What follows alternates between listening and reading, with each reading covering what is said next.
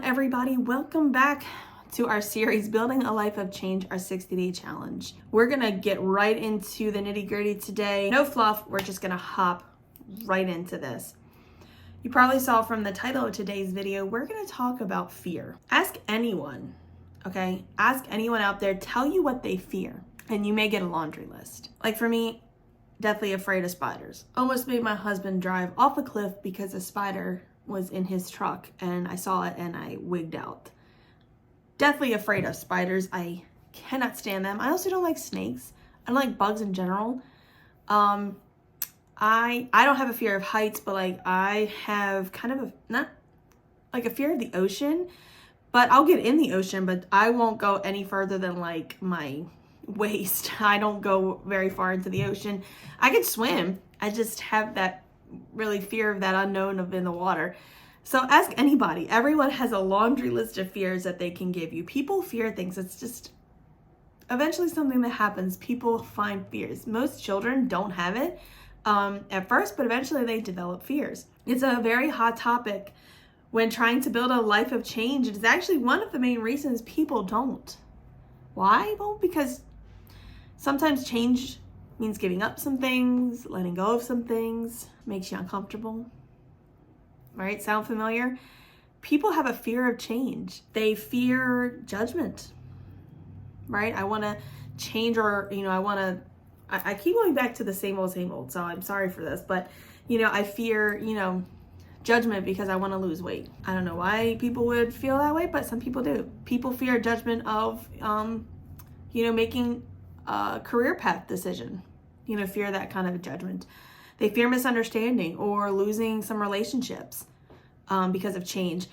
Some people even fear financial impact. If your goal and your desire is to have your own business, a small business of some kind, well, some people choose to, quit their job so that they can go do that. People fear that. They fear what anyone or other people will say or think or do when they try to make change in their life. I learned this and read this from a fable that one of my prior bosses had on their desk. It was just a small little cutout piece of paper.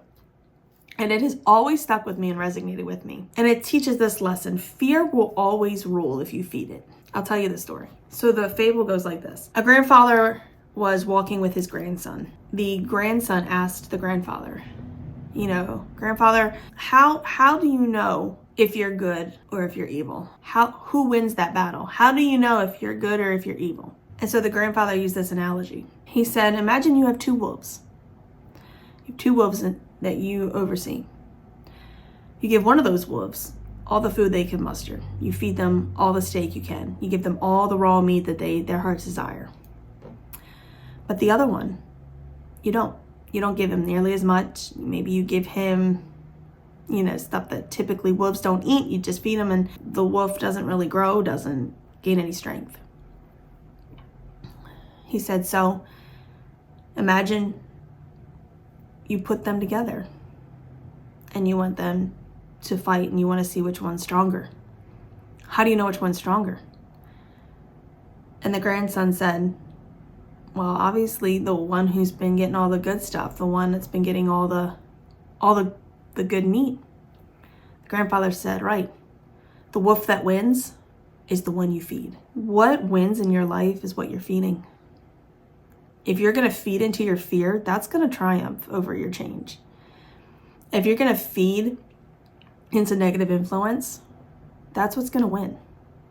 If you're going to feed into negativity, that's what's going to win. But if you're going to feed into tenaciousness, that's going to win. If you're going to feed if you're like me, that diehard passionate person, if you're going to feed into that personality part of yourself, that passion side of it, that's what's going to win. But if you feed your fear is always going to triumph. What wins is what you feed. So let's go to the document. In that document, it says my fears, and then under that it says feed the right wolf. I want you to remember that. Take nothing else away. You want to feed the right wolf. There's two columns, so this is how this will work. The first column says, when it comes to changing, what am I afraid of? And list it. Like the examples I gave, fear of failing, fear of rejection, fear of judgment. List out your fears. If you're wanting to change, what are you afraid of? So write those out. And then the next column, I want you to answer the question, what does change mean for your life?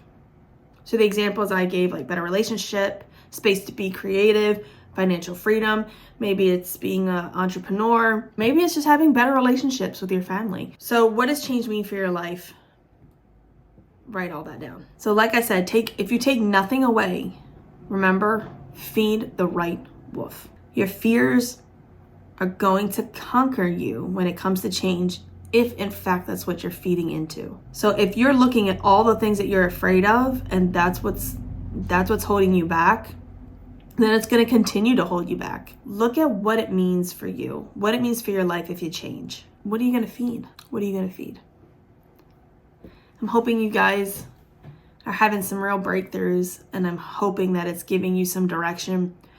We have 2 more videos after this, and then we're going to nail down how are we going to change. But we're going to finish this series with we're going to let some things go. I'll see you guys in a few. So catch me if I fall.